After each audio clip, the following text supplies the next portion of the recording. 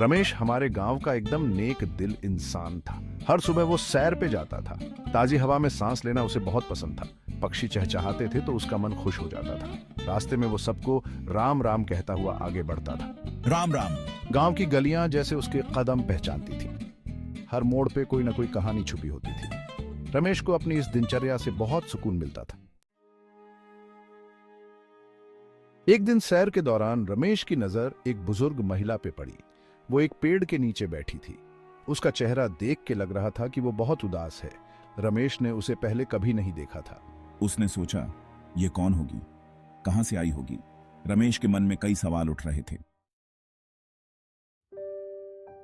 मां जी, आप ठीक तो हैं? आपको कोई तकलीफ तो नहीं? उसकी आवाज में चिंता साफ झलक रही थी। बेटा, मैं बहुत दूर से आई हूँ, मुझे बहुत भूख लगी है। रमेश का दिल पसीज गया। उसने फौरन अपनी पानी की बोतल महिला को दी। महिला ने बताया कि वो बहुत दिनों से भूखी प्यासी भटक रही है। उसका कोई सहारा नहीं है। लोग उसे देखकर भी अनदेखा कर देते हैं। रमेश यह सुनकर बहुत दुखी हुआ। उसने सोचा कि दुनिया में इतनी बेरुखी कैसे हो सकती है। माँ, ये महिला अकेली है और इसे हमारी मदद की जरूरत है। बेटा, तुमने बहुत अच्छा किया। इसे अंदर ले आओ। रमेश उस महिला को अपने घर ले आया। उसने अपनी माँ को सारी बात बताई। माँ ने बड़े प्यार से उस महिला का स्वागत किया। आप चिंता मत कीजिए, जब आप हमारे सुरक्षित। उन्होंने उसे खाना खिलाया और उसके आराम का पूरा ध्यान रखा।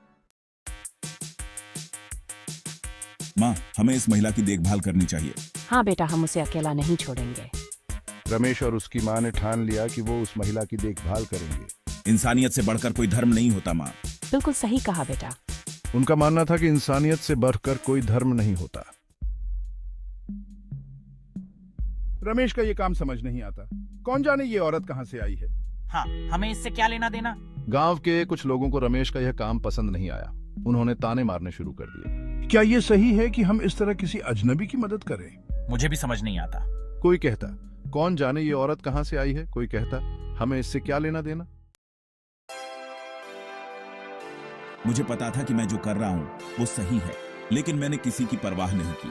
धीरे धीरे गांव के कुछ और लोग भी रमेश की नेक सोच से प्रभावित हुए। हम भी मदद के लिए आगे आने लगे। देखते ही देखते पूरा गांव उस महिला की मदद के लिए एकजुट हो गया। किसी ने कपड़े दिए तो किसी ने पैसे। सबके चेहरे पर एक अलग ही चमक थी। हाँ, यह सचमुच एक अद्भुत अनुभव था। मेरे इस नेक काम से उस महिला के चेहरे पर भी मुस्कान लौट आई। उसकी आंखों में आभार के आंसू थे। गांव में खुशी की लहर दौड़ गई। सबके दिल एक हो गए थे। मेरी कहानी हमें सिखाती है कि सच्ची खुशी दूसरों की मदद करने में ही है। जब हम किसी के काम आते हैं तो हमारे जीवन का असली उद्देश्य पूरा होता है। यही जीवन का सार है, यही जीवन की सच्चाई है।